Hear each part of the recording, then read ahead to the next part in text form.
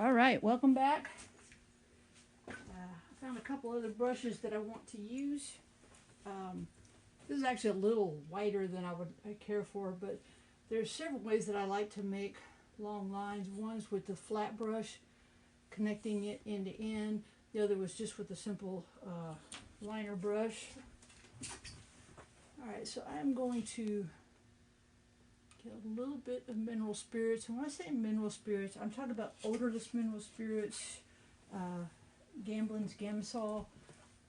And that is not, I have no commercial support from anybody. That is just, it's what I use because it's the safest. That and the Mona Lisa mineral spirits, odorless mineral spirits.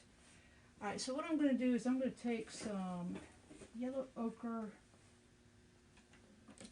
I might as well put my palette kind of up here. I'm going to take some yellow ochre and some white.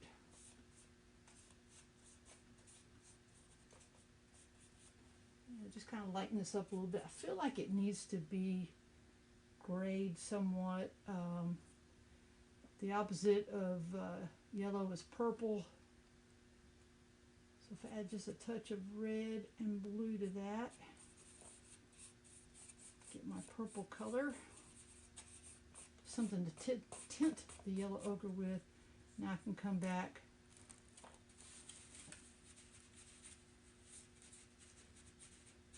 do my yellow ochre and white.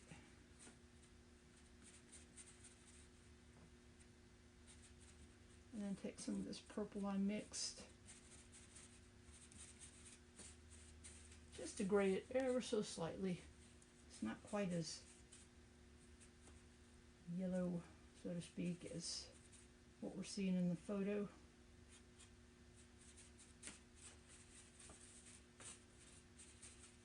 A lot more grays and stuff than what we realize.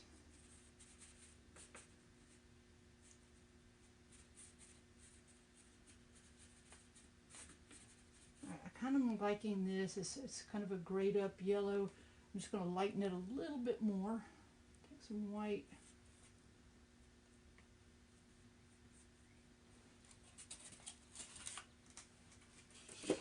And then again, to use this method with the long brush is I just lay the brush down end to end like that.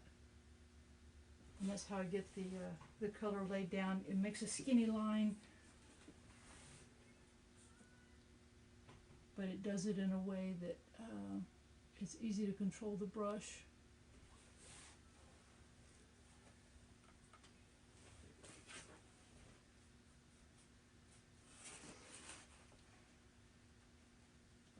I can do a little better example of it that you can see.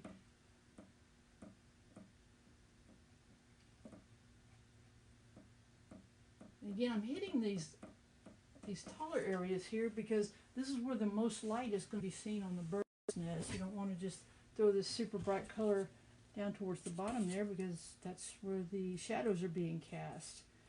You'd want to go with more of a, of a darker blue-gray color down there. Like maybe take a little of burnt sienna, ultramarine blue, and some white.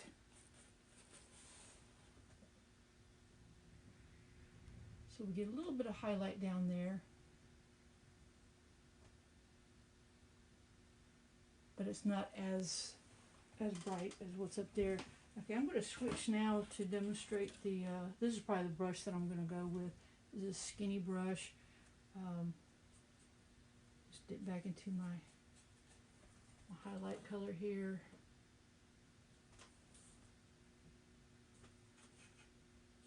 Just lay the brush down and drag it.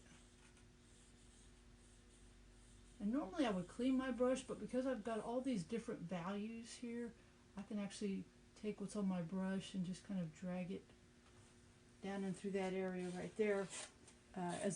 As what I'm saying is I had a really light color on here. As I'm dragging it through these other colors, those other colors get on my brush. Well, instead of cleaning my brush, why don't I just, go with this, take this color down and through here. It's slightly darker, and we'll still make a nice shadow color down there.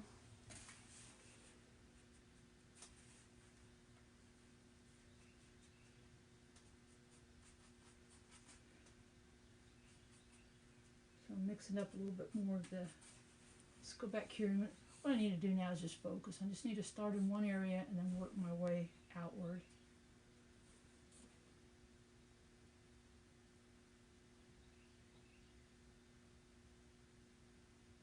What I'm doing is I'm creating new lines with my paint and leaving some of the ones that I scratched out down there so that I just have all these different really neat colors happening.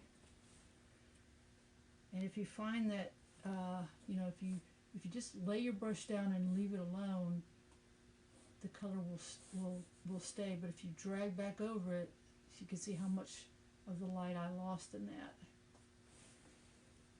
So again, I'm just kind of taking my burnt sienna, ultramarine blue, a little bit of white, because I want it to be a value or two lighter than the initial color that I put down there.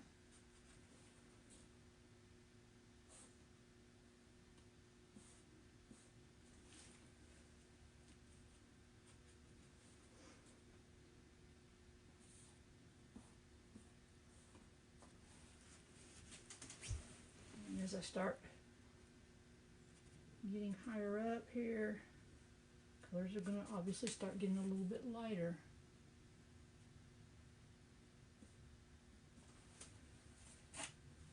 I'll stop and dry wipe my brush, get a little bit of mineral spirits. One of the things I learned years ago from watching Bob Ross is thin sticks to thick. So I can come in here with a little bit of a watered down version of my brush, and it'll glide right over it. Again, as long as I don't keep just going brush stroke over brush stroke like that. Lay the stroke down, leave it alone.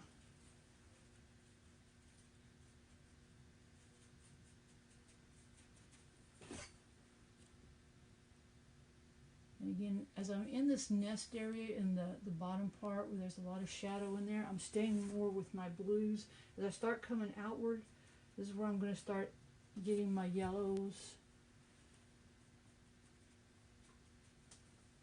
much lighter colors in through here.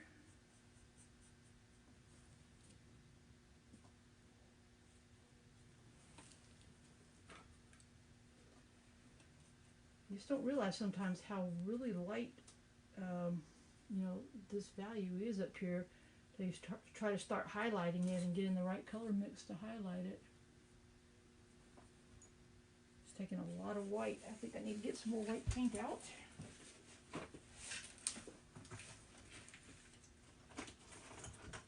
Now try not to knock anything over and make a big crashing sound back here. Got it.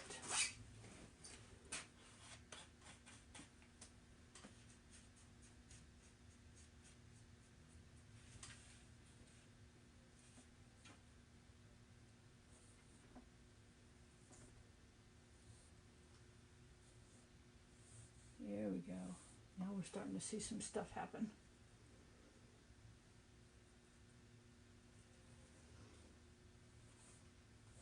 This was yellow, ochre, and white, and then I wiped off my brush. I dipped into a little bit of alizarin crimson and kind of mixed that into my yellow ochre mixture.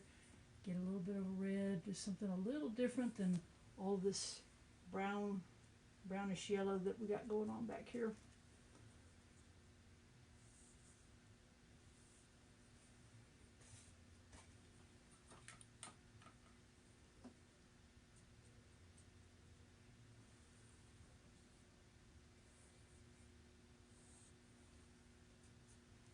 I could probably stop. I'm fairly happy with the inside of the nest. I'd probably stop here and we can talk about those robin eggs if y'all want to do that, or I can, you know, kind of keep going with this.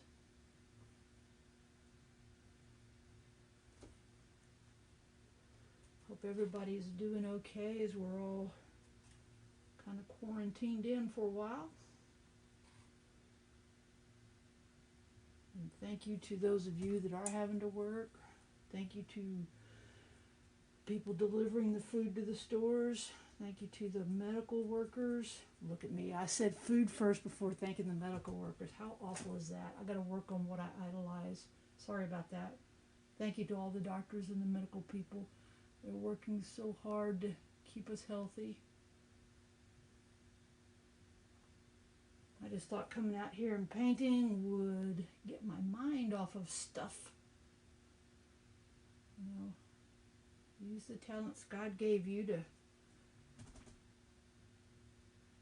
work with others.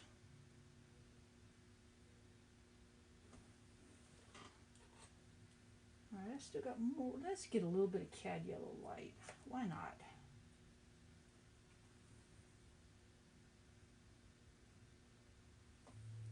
It's very subtle.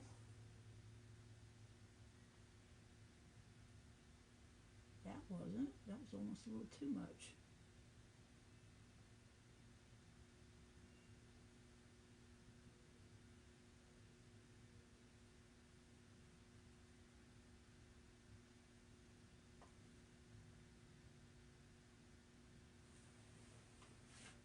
I need to get a little bit more of a contrast because there's a lot of just like random sticks that would be coming out that are not quite as rounded, so I need to make sure that I'm getting some of that in my edges here. I'm just taking a little ultramarine blue and alizarin crimson, getting some of the sticks that might still have a little bit of a shadow being cast on them as they're coming out of the nest.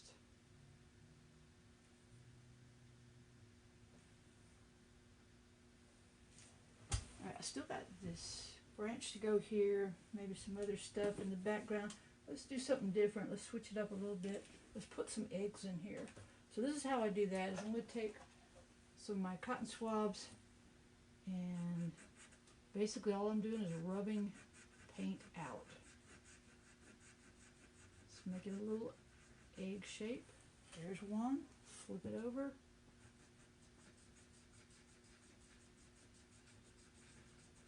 There's two.